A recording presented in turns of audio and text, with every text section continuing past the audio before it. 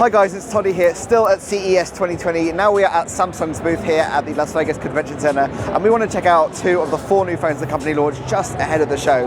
This is the Samsung Galaxy Note 10 Lite, and behind me I have the Samsung Galaxy S10 Lite. Now things are getting pretty confusing with both of these lines, particularly the S10 line, which already has the S10e, S10, S10 Plus, and the S10 5G. So this is the 5th phone in the S10 series, whilst the Note, this is the first year, well, 2019, was the first year that Samsung actually split the Note into 2 devices with the Note 10 and the Note 10 Plus the Note 10 5G, which is the same phone basically as the Plus model.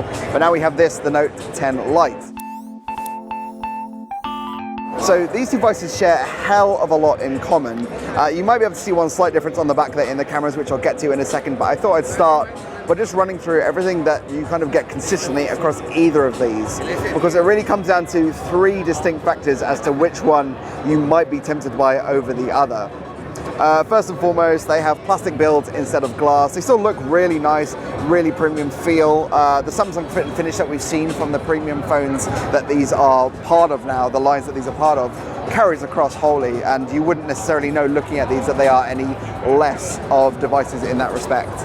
You can see we've got a silver metal frame here. This is the Aura, the Prism White, excuse me. All of the S10 colorways, the S10 Lite colorways, are Prism branded. So there's Prism White, there's also a Prism Black and a Prism Blue. You might be able to see, as I move it around, how the light hits it. You get a kind of rainbow effect.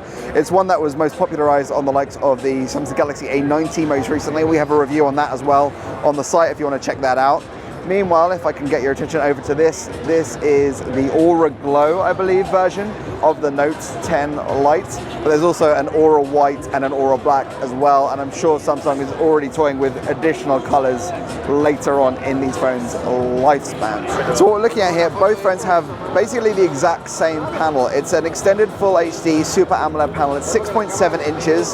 So for the Note, that's almost as big as the Note 10 Plus's screen, just a tiny bit shorter. In the hand, the aspect ratio means that they both feel really comfortable to hold, and with One UI version 2, again on both devices, you can easily jump into one-handed mode if you want to, and yeah, it looks and feels really nice.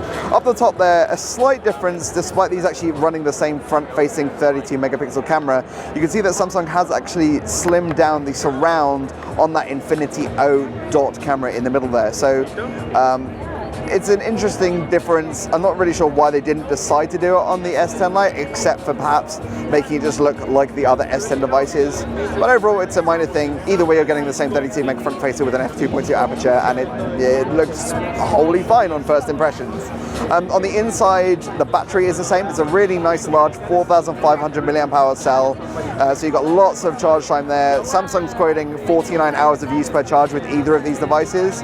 And what's more, both phones feature 25 watt fast charging, which is really good. Not all of the S10 series, I think, have as fast charging as that, so that's a nice inclusion across both of these devices. As I'm already at this angle, one thing you might be able to tell, aside from the S Pen, which I'll get to in a bit, is that the Samsung, the Note 10 Lite, features a headphone jack, which again is something that the S10 line has basically nixed, particularly on this model here.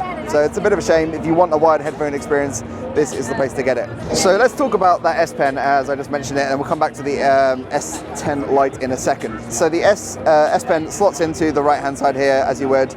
Color matched on this Aura Glow version, but depending on the finish, I believe the Aura White version comes with a blue S Pen. So if you have a preference, check that out before you purchase. All the user experience is much the same. I can tap the button here over the screen and bring up the Air Command menu, so I can write on the screen. You get pressure sensitivity. Oh, it's a new phone, obviously, so I can doodle as I would like.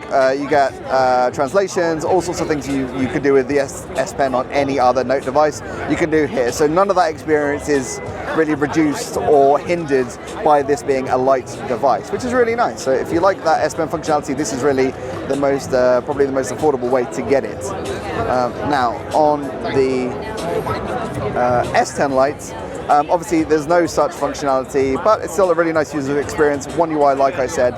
Flipping it over, I think it's time to start talking about those differences, and the main thing here is the camera. Now my personal preference, I think I prefer what the S10 Lite is packing here. It's a triple sensor arrangement, as you can see. It has OIS on that main sensor, which is the one in the middle. It's a 48 megapixel sensor, just like on the A90, as I mentioned earlier. And then it also has a 5 megapixel macro camera, which is an interesting option. And it has a wide angle sensor as well, which is a 12 megapixel ultra wide. But OIS is only on that main 48 megapixel sensor. So if you like that extra high resolution, then the S10 Lite is the one to go for from an imaging perspective. If I grab the, I'll grab the, here's the nice silvery Aura Glow Note. Probably playing havoc with the imagery right now, but nonetheless, this is actually a set of 3 12 megapixel sensors. So Samsung is kind of shifting things up quite a lot between these two devices. So it's 12 meg whatever sensor you're shooting on, and it's also a different arrangement. So you have a main 12 meg, you have a telephoto, and you have an ultra wide again. So it's nice that you have that consistent resolution across all 3 sensors. This phone also possesses optical image stabilization across both the main sensor and the telephoto. So you have that support when you're zooming in.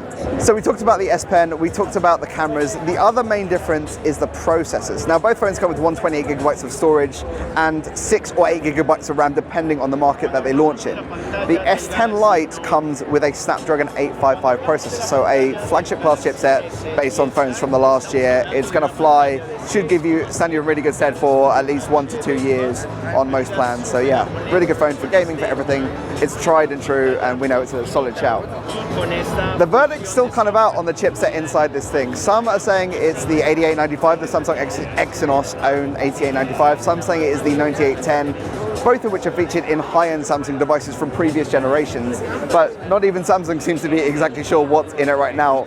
Surely come review time we'll know for sure what the chip is running in this, but either way, it seems like it's going to be a less powerful chipset than what's in the S10 Lite, even if it's only by a little bit. The other thing that we've seen with Exynos chipsets in the past is power efficiency. So there might be some power efficiency issues, especially if it is one of those 2 chips. It's running on a 10 nanometer process, so a heavier process, thicker process, therefore could be less efficient. So that is everything right now I can tell you about both the Samsung Galaxy S10 Lite and the Note 10 Lite here at CES 2020. If you want to know more, you can check out the website. Stay tuned for more videos, and we'll see you really soon. Thanks for watching.